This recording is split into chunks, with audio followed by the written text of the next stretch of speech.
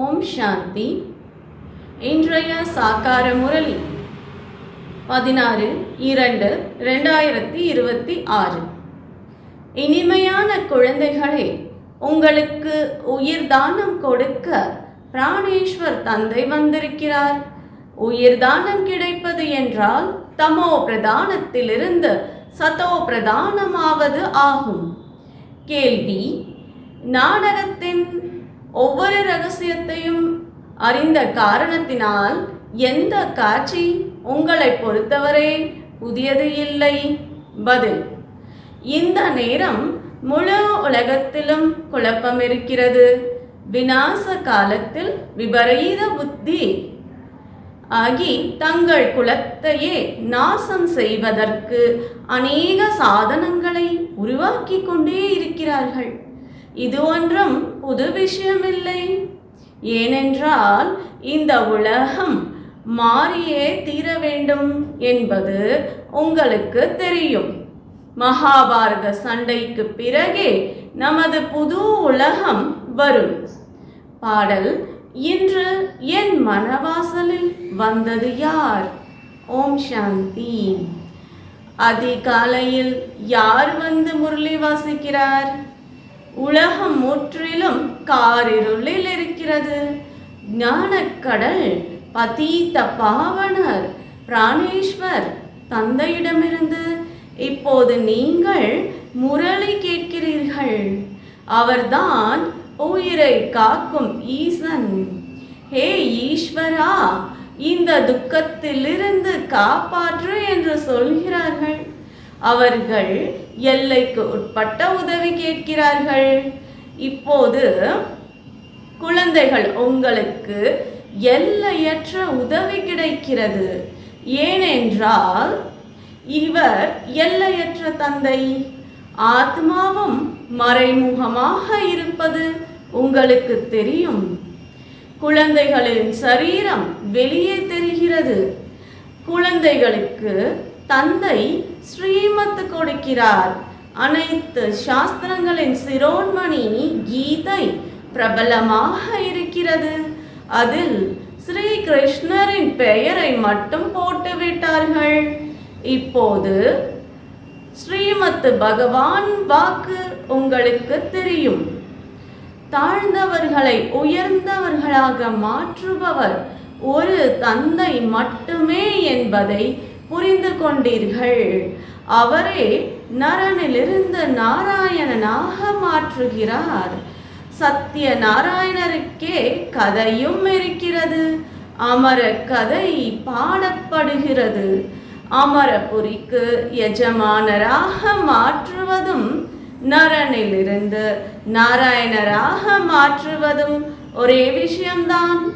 இது மரண உலகம்.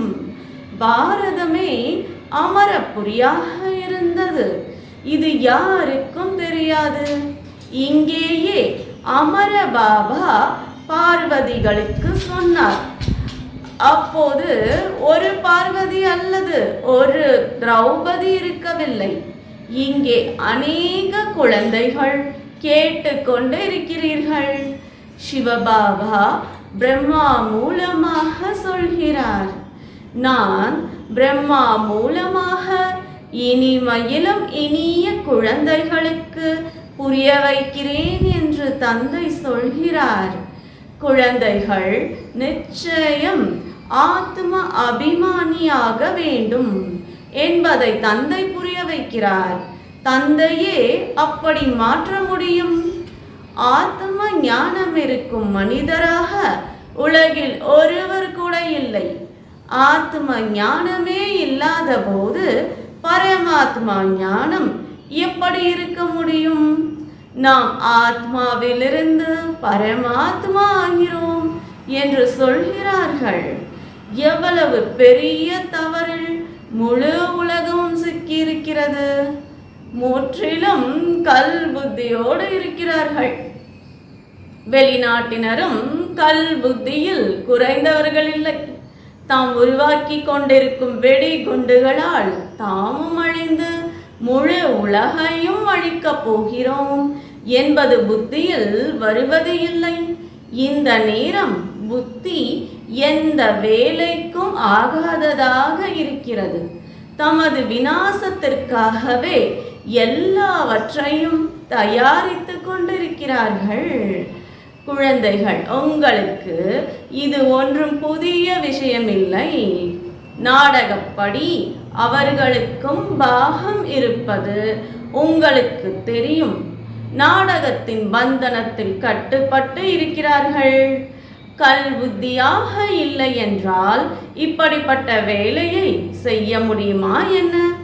முழு குலத்தையும் விநாசம் செய்கிறார்கள். என்ன செய்கிறார்கள் என்பது அதிசயமாக இருக்கிறது. இன்று எல்லாம் நன்றாக நடந்து கொண்டிருக்கின்றன. நாளை இராணுவம் கொந்தளித்தால் ஜனாதிபதியே கொன்று விடுகிறார்கள். அப்படிப்பட்ட செயல்கள் நடந்து கொண்டே இருக்கின்றன. யாரையும் சகித்து கொள்ள முடியவில்லை. சக்திசாலியாக இருக்கிறார்கள். இந்த கால உலகில் குழப்பம் அதிகமாக இருக்கிறது. கல் புத்தியும் அதிகம் இருக்கிறது. விநாச காலத்தில் யாருக்கு தந்தையிடம் விபரீத புத்தி இருக்குமோ அவர்கள் அழிவார்கள் என பாடப்பட்டு இருக்கிறது. இப்போது இந்த உலகம் மாற வேண்டும். உண்மையில் மகாபாரத சண்டை நடந்ததும் உங்களுக்கு தெரியும். தந்தை ராஜயோகத்தை கற்பித்திருந்தார். சாஸ்திரங்களில் முழு விநாசத்தை காட்டியிருக்கிறார்கள். ஆனால் முழு விநாசம் நடப்பது இல்லை. அப்போது பிரளயமாகிவிடும். மனிதர்கள் யாரும் இருக்க மாட்டார்கள்.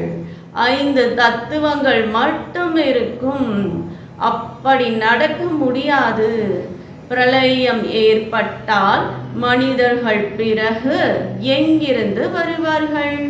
ஸ்ரீ கிருஷ்ணர் கால் கட்டை விரலை சூப்பியபடியே கடலில் ஆழிலையில் மிதந்து வந்ததாக காட்டுகிறார்கள். குழந்தைகள் இப்படி வர முடியும்? சாஸ்திரங்களில் அப்படிப்பட்ட விஷயங்களை எழுதி வைத்திருக்கிறார்கள். அதை பற்றி கேட்காதீர்கள். இப்போது குமாரிகள், உங்கள் மூலமாக இந்த வித்வான்கள், பீஷ்ம பிதாமக்கள் போன்றோருக்கு ஞான அம்பு தைக்கிறது. இனிமேல் அவர்களும் வருவார்கள். அந்த அளவு நீங்கள் சேவையின் வேகத்தை கூட்டுவீர்களோ, தந்தையின் அறிமுகத்தை அனைவருக்கும் கொடுத்து கொண்டே இருப்பீர்களோ, அந்த அளவு உங்கள் பிரபாவம் அதிகமாகும். ஆம், தடைகளும் ஏற்படும். அசுர சம்பிரதாயத்தரால் இந்த ஞான யோகத்தில் அதிக தடைகள் ஏற்படும். என்ன என்பதை பாவம் அந்த கல்புத்தி மனிதர்கள் அறியவில்லை. இவர்களின் ஞானமே வேறாக இருக்கிறது என்று சொல்கிறார்கள். இவை புது உலகத்திற்கான புது விஷயங்கள் என்பதை நீங்கள் புரிந்து கொள்கிறீர்கள். இந்த ராஜயோகத்தை உங்களுக்கு வேறு யாரும் கற்பிக்க முடியாது என்று தந்தை சொல்கிறார். ஞானத்தையும் யோகத்தையும் தந்தையே கற்பிக்கிறார். சத்து கதி வழங்கும் வள்ளல் ஒரு தந்தை மட்டுமே. அவரே பதீத பாவனர். அதனால் பதீத்தர்களுக்கே நிச்சயம் ஞானத்தை கொடுப்பார். நாம் தங்க புத்தியாகி தங்கநாதராகிறோம் என்பதை குழந்தைகள் நீங்கள் புரிந்து கொள்கிறீர்கள். மனிதர்கள் எத்தனை கோவில்களை கட்டியிருக்கிறார்கள். எனினும் அவர் யார், என்ன செய்துவிட்டு சென்றார் என்ற அர்த்தம் எதையும் புரிந்து கொள்ளவில்லை. தங்கநாதருக்கும் கோவில் இருக்கிறது, எனினும் அவரை பற்றி யாருக்கும் தெரியாது.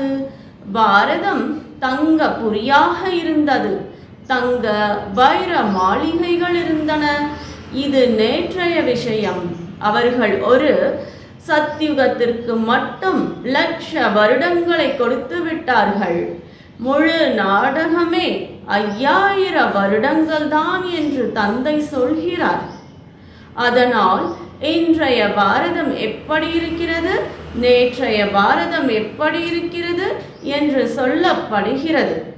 லட்ச வருடங்கள் என்றால் யாருடைய நினைவிலும் இருக்க முடியாது. குழந்தைகள், உங்களுக்கு இப்போது நினைவு கிடைத்திருக்கிறது. பாபா ஒவ்வொரு 5000 வருடங்களுக்கு பிறகும் வந்து நமக்கு நினைவு கொடுக்கிறார் என்பது உங்களுக்கு தெரியும். குழந்தைகள், நீங்கள் ஸ்வர்க்கத்தின் எஜமானர்களாக இருந்தீர்கள். இது 5000 வருடங்களின் விஷயம். இந்த லக்ஷ்மி நாராயணரின் ராஜ்யம் எப்போது இருந்தது, எத்தனை வருடங்கள் ஆகின்றன என யாரிடம் கேட்டாலும் லட்ச வருடங்கள் என்று சொல்கிறார்கள். இது 5000 வருடங்களின் விஷயம் என்பதை நீங்கள் புரிய வைக்க முடியும். கிறிஸ்துவிற்கு இவ்வளவு காலம் முன்பாக பாரடைஸ் இருந்தது என்று சொல்கிறார்கள். தந்தை பாரதத்தில் தான் வருகிறார். தந்தையின் ஜெயந்தியை கொண்டாடுகிறார்கள் என்றால் நிச்சயம் அவர் எதையோ செய்ய வந்திருப்பார் தானே என்பதையும் குழந்தைகளுக்கு புரிய வைக்கிறார். பதீத பாவனராக இருப்பதால் நிச்சயம் வந்து தூய்மையாக மாற்றியிருப்பார். ஞானக்கடல் என்றால் நிச்சயம் ஞானம் கொடுத்திருப்பார் தானே. யோகத்தில் அமருங்கள். தன்னை ஆத்மா என உணர்ந்து தந்தையை நினைவு செய்யுங்கள். இது ஞானம் தானே. அவர்கள் ஹட யோகிகள். கால் மீது கால் போட்டு அமருகிறார்கள். என்னென்ன செய்கிறார்கள்? தாய்மார்கள், நீங்கள் அப்படி செய்ய முடியாது, உட்காரவும் முடியாது. இனிய குழந்தைகளே, இதில் எதையும் செய்ய வேண்டிய அவசியம் உங்களுக்கு இல்லை என்று தந்தை சொல்கிறார். பள்ளிக்கூடத்தில் மாணவர்கள் நியமப்படி அமர்கிறார்கள். தந்தையோ அதையும் சொல்வது இல்லை. எப்படி வேண்டுமோ அப்படி உட்காருங்கள். உட்கார்ந்து களைத்து விட்டால் பரவாயில்லை, படுத்துக்கொள்ளுங்கள் என்று சொல்கிறார். பாபா எந்த விஷயத்திற்கும் தடை போடுவதில்லை. இது முற்றிலும் எளிதில் புரிந்து கொள்ளும் விஷயம். இதில் எந்த சிரமத்திற்கும் இடமே இல்லை. ஒருவர் எவ்வளவு வியாதியோடு இருந்தாலும் கேட்டுக்கொண்டிருக்கும் போதே சிவபாபாவின் நினைவில் இருந்தபடியே உயிர் உடலை விட்டு பிரிவது தெரிவதில்லை. கங்கை கரையில் இருக்க வேண்டும், கங்கை நீர் வாயில் இருக்க வேண்டும், அப்போது உயிர் உடலை விட்டு பிரிய வேண்டும் என்று பாடப்படுகிறது. அவை எல்லாம் பக்தி மார்க்க விஷயங்கள். உண்மையில் இது ஞானாமிர்த விஷயம். உண்மையில் இப்படிதான் உயிர் பிரிய வேண்டும் என்பது உங்களுக்கு தெரியும். குழந்தைகள், நீங்கள் பரந்தாமத்திலிருந்து வருகிறீர்கள். என்னை விட்டு பிரிந்து போகிறீர்கள். நான் குழந்தைகள் உங்களை என்னோடு அழைத்து செல்லவே வந்திருக்கிறேன் என்று தந்தை சொல்கிறார். குழந்தைகள், உங்களை வீட்டிற்கு அழைத்து செல்லவே நான் வந்திருக்கிறேன். உங்களுக்கு உங்கள் வீடு தெரியாது, ஆத்மாவும் தெரியாது. மாயை முற்றிலும் ரெக்கைகளை வெட்டி விட்டது.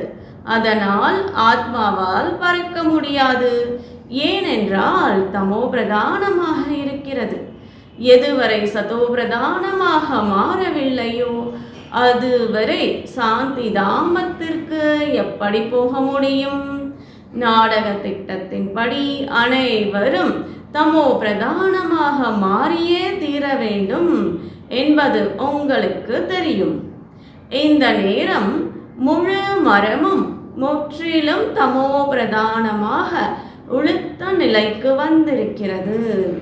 அனைத்து ஆத்மாக்களும் தமோ பிரதானமாக இருக்கின்றன என்பது குழந்தைகளுக்கு தெரியும்.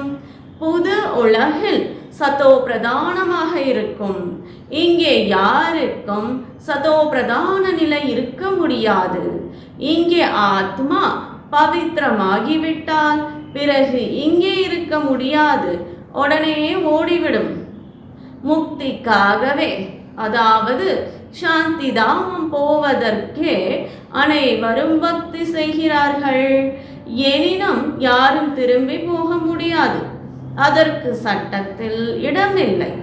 தாரணை செய்வதற்காக இந்த எல்லா ரகசியங்களையும் தந்தை அமர்ந்து புரிய வைக்கிறார்.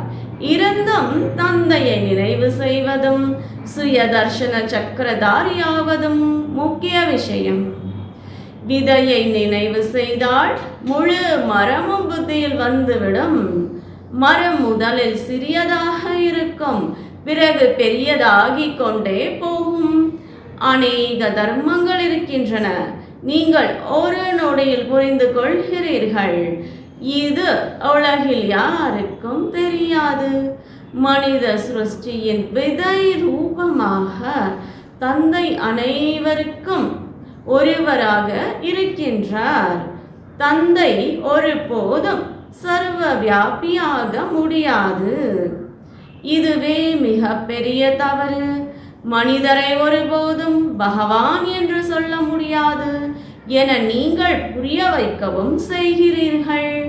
தந்தை அனைத்து விஷயங்களையும் எளிதாக குழந்தைகளுக்கு புரிய வைக்கிறார். பிறகு யாருடைய தலையெழுத்தில் இருக்குமோ, நம்பிக்கை இருக்குமோ, அவர் நிச்சயம் தந்தையிடமிருந்து ஆஸ்தி பெறுவார். நம்பிக்கை இல்லை என்றால் ஒருபோதும் புரிந்து கொள்ள மாட்டார். பாக்கியத்தில் இல்லாத போது என்ன முயற்சி செய்வார்? பாக்கியத்தில் இல்லை என்றால் எதையும் புரிந்து கொள்ளாதவரை போல அமர்ந்திருப்பார். எல்லையற்ற ஆஸ்தி கொடுக்க தந்தை வந்திருக்கின்றார் என்ற நிச்சயம் கூட இல்லை. அப்படி புதிய மனிதர் ஒருவர் மெடிக்கல் காலேஜில் சென்று அமர்ந்தால் எதை புரிந்து கொள்வார்? எதுவும் இல்லை. இங்கேயும் அப்படி வந்து அமர்கிறார்கள். இந்த அழியாத ஞானத்திற்கு அழிவு ஏற்படுவது இல்லை. ராஜதானி ஸ்தாபனை ஆகிறது என்பதை தந்தை புரிய வைத்திருக்கிறார். அதனால் வேலைக்காரர்கள், பிரஜைகள், பிரஜைகளின் வேலைக்காரர்கள் அனைவரும் தேவைதானே. அதனால் அப்படியும் வருவார்கள். ஒருவருக்கு மிக நன்றாக புரிந்து கொள்ள முடிகிறது. ஒப்பீனியனையும் எழுதுவார். போக போக கொஞ்சம் முன்னேற முயற்சி செய்வேன் என்று சொல்கிறார். ஆனால் அந்த நேரம் கடினமாக இருக்கும். ஏனென்றால் அந்த நேரம் அதிக குழப்பமாக இருக்கும். நாளுக்கு நாள் புயல் அதிகமாகிக் கொண்டே போகும். எத்தனை சென்டர்கள் இருக்கின்றன? நல்லபடியாக புரிந்து கொள்கிறார்கள். பிரம்மா மூலமாக ஸ்தாபனை எனவும் எழுதப்பட்டிருக்கிறது. விநாசத்தையும் முன்னால் பார்க்கிறார்கள். விநாசமோ நடந்தே ஆக வேண்டும். பிறப்பை கட்டுப்படுத்துங்கள் என அரசாங்கம் சொல்கிறது. ஆனால் இதில் என்னதான் செய்ய முடியும்? மரம் வளர்ந்தே ஆக வேண்டும். எதுவரை தந்தை இருப்பாரோ அதுவரை அனைத்து தர்ம ஆத்மாக்களும் இங்கே இருந்தாக வேண்டும். எப்போது போகும் நேரம் வருமோ அப்போது ஆத்மாக்கள் வருவதும் நின்றுவிடும். இப்போது எல்லோரும் வந்தே ஆக வேண்டும். எனினும் இந்த விஷயங்கள் யாரும் புரிந்து கொள்வது இல்லை. இது ராவண ராஜ்யம். நமக்கு ராமராஜ்யம் வேண்டும் என்று பாபுஜி காந்தி சொல்லி வந்தார். இன்னார் சொர்க்கவாசியானார் என்று சொல்கிறார்கள். அப்படியானால் இது நரகம்தானே? மனிதர்கள் இவ்வளவு கூட புரிந்து கொள்வது இல்லை. ஸ்வர்க்கவாசியானால் நல்லது தானே? நிச்சயம் நரகவாசியாக இருந்தார். மனிதர்கள் முகம் மனிதர் போல இருக்கிறது, ஆனால் குணம் குரங்கை போல இருக்கிறது என்பதை தந்தை புரிய வைத்திருக்கிறார். பதீத பாவன சீதாராம் என அனைவரும் பாடிக்கொண்டே இருக்கிறார்கள். நாம் பதீத்தமாக இருக்கிறோம். நம்மை தூய்மையாக்குபவர் தந்தை. அவர்கள் எல்லோரும் பக்தி மார்க்க சீதைகள். தந்தை ராமர் யாரையாவது சீதை என சொன்னால் ஏற்றுக்கொள்ள மாட்டார்கள். ராமரை அழைக்கிறார்கள். இப்போது குழந்தைகள், உங்களுக்கு தந்தை மூன்றாவது கண்ணை கொடுத்திருக்கிறார். நீங்கள் அப்படியே வேறு உலகத்தை சேர்ந்தவர்களாகிவிட்டீர்கள். பழைய உலகில் என்னென்ன செய்து கொண்டே இருக்கிறார்கள் என்பதை இப்போது நீங்கள் புரிந்து கொள்கிறீர்கள். குழந்தைகள், நீங்கள் அறிவில்லாதவரிலிருந்து அறிவாளியாகிவிட்டீர்கள். ராவணன் உங்களை எவ்வளவு அறிவில்லாதவராக மாற்றிவிட்டான். இந்த நேரம் எல்லா மனிதர்களும் தமோ பிரதானமாக மாறிவிட்டார்கள் என்பதை தந்தை புரிய வைக்கிறார். அதனால் தான் தந்தை வந்து சதோ பிரதானமாக மாற்றுகிறார். குழந்தைகள், நீங்கள் உங்களை வேலைகளை செய்து கொண்டே இருங்கள். எனினும் தந்தையை நினைவு செய்ய வேண்டும் என்ற ஒரே விஷயத்தை மட்டும் நினைவில் கொள்ளுங்கள். தமோ பிரதானத்திலிருந்து சதோ பிரதானமாக மாறும் வழியை வேறு யாரும் சொல்ல முடியாது. ஒருவரே அனைவருக்கும் ஆன்மீக சர்ஜன். அவரே வந்து ஆத்மாக்களுக்கு ஊசி போடுகிறார். ஏனென்றால் ஆத்மாவே தமோ பிரதானமாக மாறியிருக்கிறது. தந்தை அழியாத சர்ஜன் என்று சொல்கிறார்கள். இப்போது ஆத்மா சதோ பிரதானத்திலிருந்து தமோ பிரதானமாக மாறியிருக்கிறது. இதற்கு ஊசி தேவை. குழந்தைகளே, நான் ஆத்மா என்பதை உறுதி செய்யுங்கள். மேலும் உங்கள் தந்தையை நினைவு செய்யுங்கள் என்று தந்தை சொல்கிறார். புத்தி யோகத்தை மேலே இனிய வீட்டில் வையுங்கள். உயிரோடு இருந்து கொண்டே தூக்கில் தொங்குங்கள். அதாவது புத்தி யோகத்தை இனிய வீட்டில் ஈடுபடுத்துங்கள். நாம் ஸ்வீட் சைலன்ஸ் ஹோமிற்கு போக வேண்டும். நிர்வாண தாமத்தை ஸ்வீட் ஹோம் என்று சொல்கிறார்கள். நல்லது. தாரணைக்கான முக்கிய சாரம்: இந்த பழைய உலகம் அழிந்து கிடக்கிறது. எனவே இதிலிருந்து தன்னை வேறாக உணர வேண்டும். மரம் வளரும் போது கூடவே வரும் தடை வடிவ புயலை கண்டு பயப்படக்கூடாது, கடந்து செல்ல வேண்டும். ஆத்மாவை சதோ பிரதானமாக மாற்றுவதற்கு தனக்கு ஞான யோக ஊசி போட்டுக்கொள்ள வேண்டும். தனது புத்தி யோகத்தை இனிய வீட்டோடு வைக்க வேண்டும். வரதானம்: முதலில் நீங்கள் என்ற பாடத்தின் மூலமாக கிரீடதாரியாகும் புத்திசாலியாகுக. பாப்தாதா தன்னை ஒபீடியன்ட் சர்வன்ட் என்று சொல்கிறார். சர்வன்ட் என்று சொல்வதால் தானாகவே கிரீடதாரியாகிறார். அப்படி குழந்தைகள், நீங்களும் தன்னை பணிவானவராக்கி பிறருக்கு உயர்ந்த ஆசனத்தை கொடுங்கள். அவரை ஆசனத்தில் அமர வைத்தால் அவர் இறங்கி உங்களை தானாகவே அமர வைப்பார். ஒருவேளை நீங்கள் அமர முயற்சி செய்தால் அவர் அமர விட மாட்டார். அதனால் அமர வைப்பதே அமர்வதாகும். அதனால் முதலில் நீங்கள் என்ற பாடத்தை உறுதி செய்யுங்கள். பிறகு சமஸ்காரமும் எளிதில் இணைந்துவிடும். கிரீடதாரியாகவும் ஆவீர்கள். இதுவே புத்திசாலி ஆவதற்கான வழி. இதில் உழைப்பும் இல்லை, பிராப்தியும் அதிகம். ஸ்லோகன்: அவ்யக்த ஸ்திதியை அனுபவம் செய்வதற்கு அகநோக்கியாகவும் ஏகாந்தவாசியாகவும் ஆகுங்கள்.